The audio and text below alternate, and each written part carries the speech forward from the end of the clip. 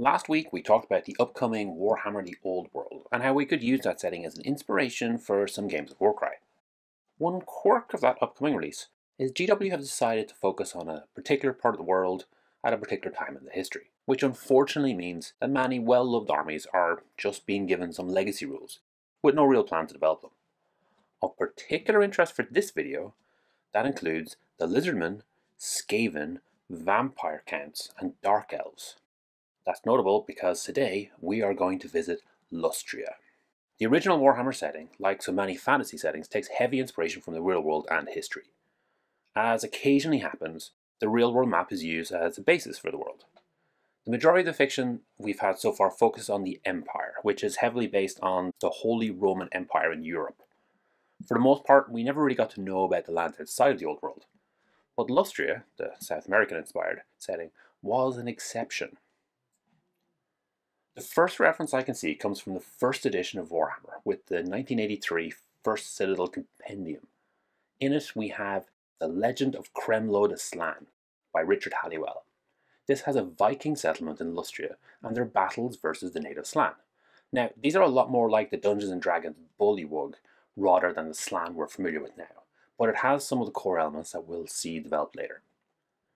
There is an absolutely fantastic article that I've linked in the description by Zhu Baji called When Warhammer Was Radical that looks at, among other things, how GW approached Lustria. Taking historical elements and using them for fantasy can fall flat, especially when we're essentially replacing historic peoples with monsters while using the same style and dress. In this instance, though, these are sympathetic characters, with the leaders of the Lizardmen, the Slan, considered some of the most powerful and wise individuals in the setting. The article is a good read and I definitely recommend it. As the Lizardmen are a major army, each update to the army book gave us a little bit more insight into Lustria. We also had a campaign book which really expanded the setting. Rather than just looking at the Lizardmen, this was intended for any army willing to battle through the jungles. The book has lots of tips on how to make jungle terrain, along with campaign rules on how to battle your way through parts of Lustria. More recently, we have the Lustria book from Cubicle 7, which gathers all the various strands for use in their Warhammer Fantasy role-playing game. This goes into great detail, with the majority of the 200 pages just focused on the lore and background.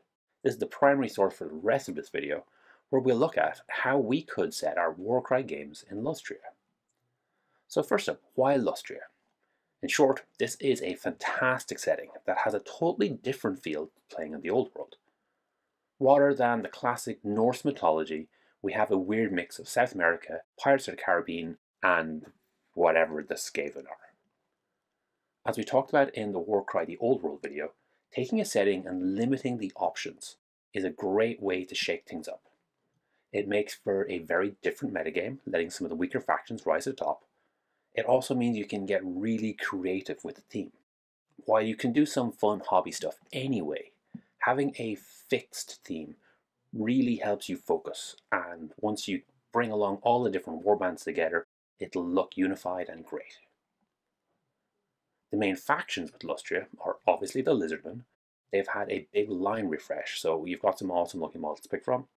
Their primary enemy is Clan Pestilence from the Skaven, so that's all the plague-themed Skaven stuff. Along the coast, we have something of a Pirates of the Caribbean thing going, with the Vampire Counts led by Luther Harkon, a pirate lord, the Dark Elf Corsairs to a certain extent, and the Vikings of Norsca, who have had one of the few human settlements of Lustria. The remaining humans are typically the Tylian or Estalian explorers, so the Italian or Spanish equivalents. There are also a small number of Amazons, but they're not really a big faction, but it's a fun opportunity to do something fun. For the most part, we don't have all the model lines for these various factions, so it is an opportunity to kit bash or try kits from outside GW. We start with the Lizardmen. This one is pretty easy as we've got a brand new range of models, and we already have a full warband set of rules to play with. The Cubicle 7 book is jammed with lore and background for these cold-blooded creatures. There's even some lore on Huanchi, the jaguar god, often invoked by skinks who wish to remain stealthy. Although we are looking at the Warhammer Fantasy lore rather than Age of Sigmar, since AOS starts with the destruction of the Old World, there isn't actually a difference, especially when it comes to the Slan. We have a lot more details on them. I had always assumed that they were the old ones, but it turns out they're just some of the direct servants of the old ones.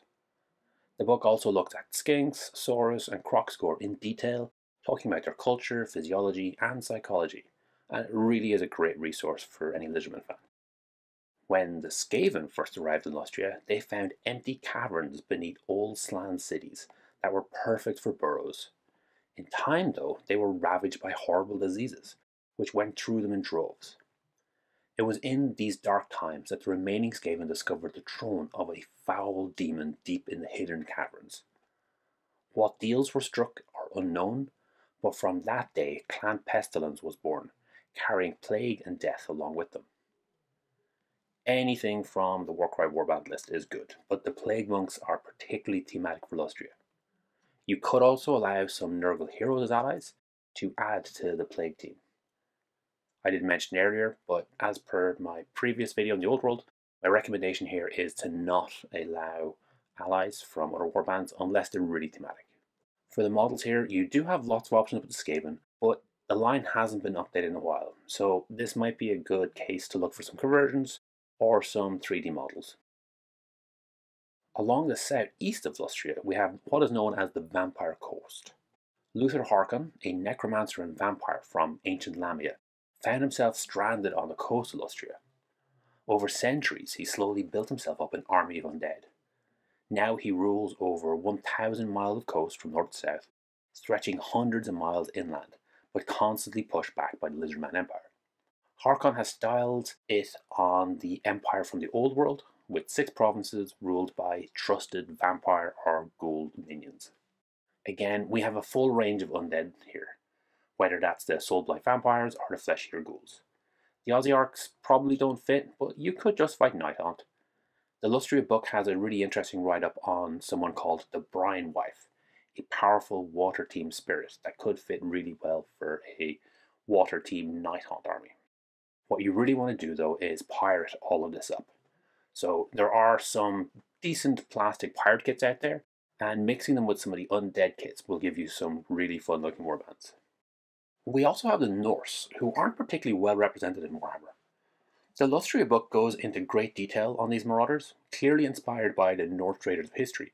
These humans believe in the 4 primal forces of savagery in battle, delight of bodily lust, certainty of death, and unpredictability of change.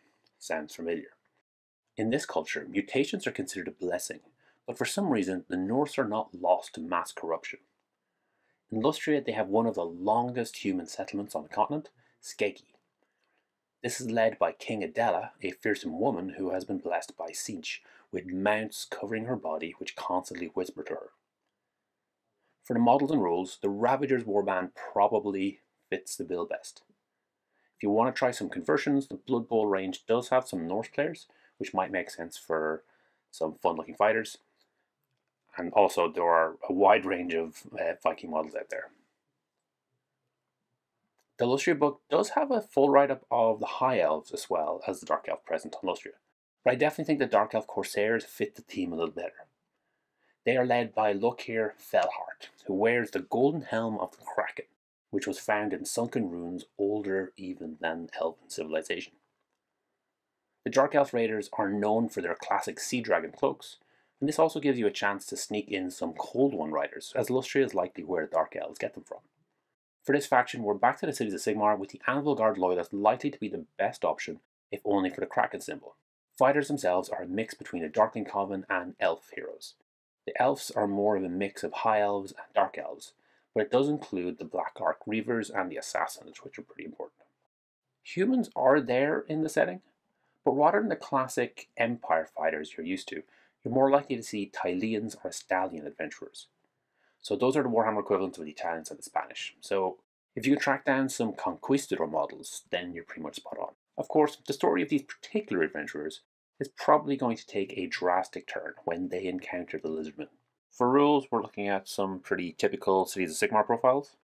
There are also some pirate settlements which have not been overrun by undead, so you could also use some pirate models for a Cities of Sigmar warband.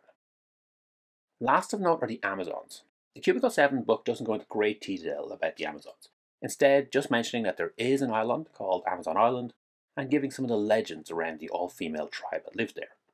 So they might have been women who left Skeggy and later began worshipping Lizardman gods, or they could have been a creation of the Old Ones for some unknown purpose. Regardless of where they came from, it is a wonderful opportunity to get some South American style female warriors and make a really unique warband. For rules, I'd be tempted to try a limited version of the Blades of Corn Bloodbound warband to have these warriors really kick ass. For terrain, the Gur sets obviously work quite well. It has both Forest and Lizardman runes team going on. I also quite like the Sigmarite temples, although you might want to leave out the actual statues of Sigmar. You also have the opportunity to do coastal battles and even ship battles if you're crazy enough to try. The Gur campaign elements with the various camps could still work, although you might need a slight reteam for certain elements. The Lustria book does have some helpful tables like jungle encounters, river travel, temple runes, and more general Lustria events, which could make for some good inspiration. As we talked about last week, it would be fantastic if Games Workshop were to release a book, or even just an online PDF, that gave us additional warbands and campaign rules for a setting like Lustria. Luckily, we don't really have to wait. There are over 50 warbands available for Warcry currently. Choosing to limit our warband option lets us try a few flavours, rather than being overwhelmed by everything at once. You can of course adjust to your own taste. Lustria could easily accommodate Savage Orcs and Spider Goblins, both of which are mentioned in the Cubicle 7 book in brief. Having this limitation is a great way to drive creativity and makes for some really fun games where narrative elements get a chance to shine. Thanks for making it all the way to the end. Hopefully you enjoyed this video. Each week I put up a new video talking about one of Games Workshop's specialist games. The goal is always to try and make the best possible two-player experience. If this is something you'd find interesting, please subscribe to the channel and comment to let me know what you'd like to see in future.